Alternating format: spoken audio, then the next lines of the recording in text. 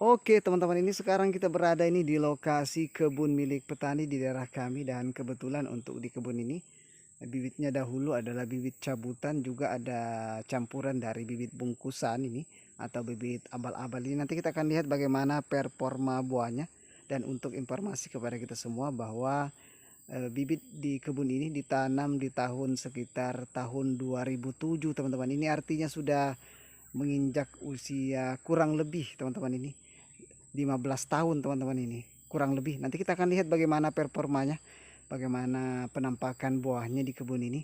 Dan ini mungkin bisa menjadi renungan untuk kita bahwa benih itu sangat menentukan sekali dalam hal keberhasilan kita dalam proses penanaman kelapa sawit. Oke, sebelumnya assalamualaikum warahmatullahi wabarakatuh. Salam tan dan berduri, salam predator semua kepada seluruh petani sawit Indonesia. Semoga kita selalu diberikan kesehatan, juga mudah-mudahan diberikan rezeki berupa kelapa sawit yang berbuah melimpah. Amin.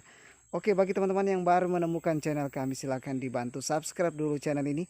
Mudah-mudahan dengan menonton video ini kita bisa sadar bahwa benih itu sangat menentukan sekali. Dan tentunya kita juga bisa sama-sama diskusi ini sesama petani tentang bibit-bibit unggul dan juga bibit-bibit yang non unggul atau bibit abal-abal. Oke, kalau sudah kawan-kawan, terima kasih.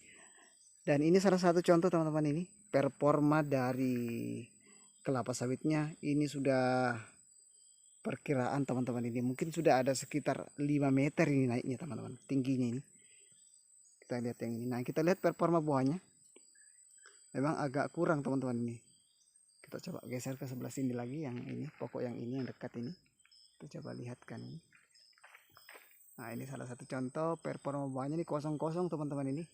Kita lihat lagi yang sebelah sini. Nah, ini kebetulan ini yang pondang ini, yang landak atau cengkeh teman-teman, ini ada berdekatan ini.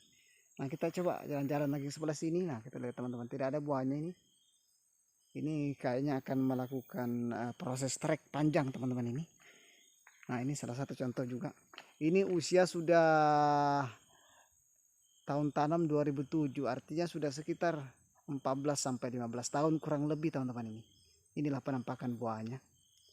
Jadi mungkin teman-teman ada yang berpendapat bahwa bibit itu sama saja, mau itu bibit cabutan, mau bibit bungkusan, mau itu dari balai benih, itu sama saja tergantung pupuk.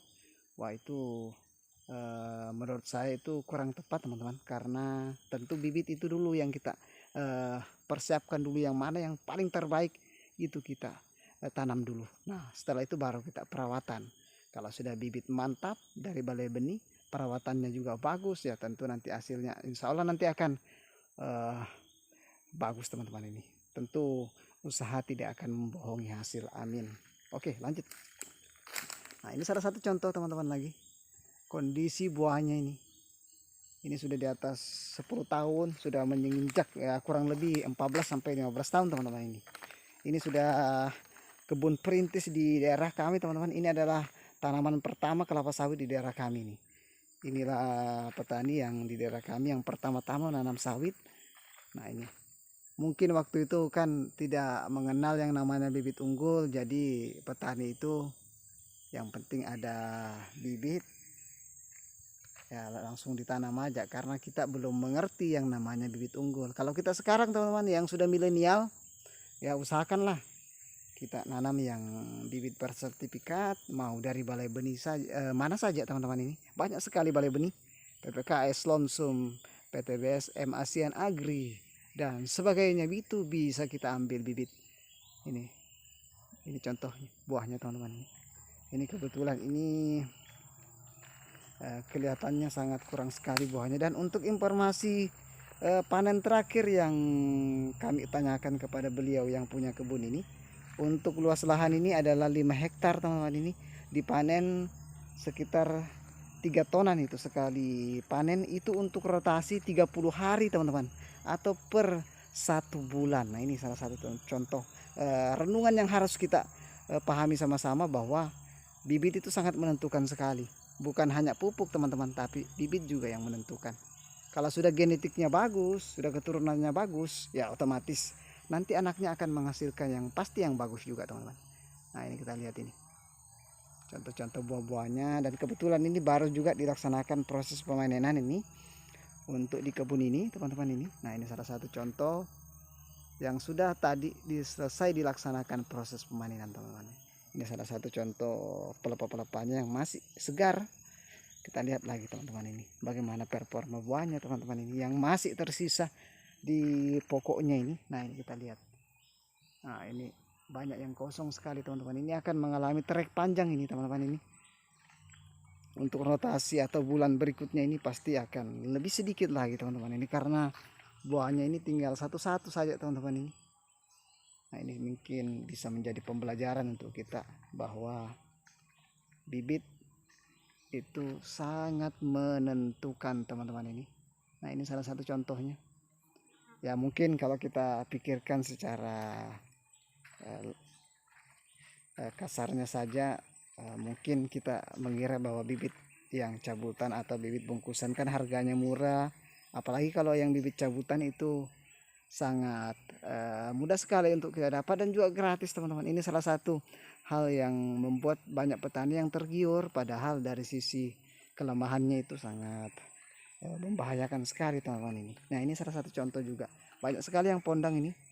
Untuk jenis bibit yang cabutan juga ada campuran dari bibit bungkusan teman-teman ini. Kita keliling-keliling teman-teman ini. Nah ini salah satu contohnya. Kelihatannya ini sudah usia sekitar 14 sampai 15 tahun ini. Nah ini contoh buahnya teman-teman ini. Kayak pondang-pondang teman-teman ini. Kita lihat lanjut lagi. Nah ini salah satu contoh. Ini masih ada satu pokok ini yang ada satu buahnya ini yang masih bisa dipanen nanti rotasi selanjutnya bulan berikutnya. Lanjut lagi. Mungkin di saat ini teman-teman ada yang di kebunnya atau ada di daerahnya yang menggunakan bibit cabutan, menggunakan bibit bungkusan yang sudah usianya di atas 10 tahun. Contohnya ini yang di kebun ini sekitar 13 sampai 15 tahun sudah teman-teman ini. Nah beginilah penampakannya yang real teman-teman ini. Yang real teman-teman, kami tidak mengada-ada, inilah kenyataannya. Jadi ini mungkin bisa memberikan pembelajaran untuk kita semua sebagai petani pemula bahwa bibit itu yang nomor satu dahulu yang kita pikirkan. Setelah itu barulah kita fokus ke perawatannya. Kalau sudah dasarnya mantap, lanjut kita ke perawatannya, ke jarak tanamnya, ke pemupukannya. Nah itu ya kita yang pikirkan yang kedua teman-teman. Yang pertama bibit dulu. Nah ini salah satu contoh. Ini luas lahan kurang lebih 5 hektar teman-teman ini.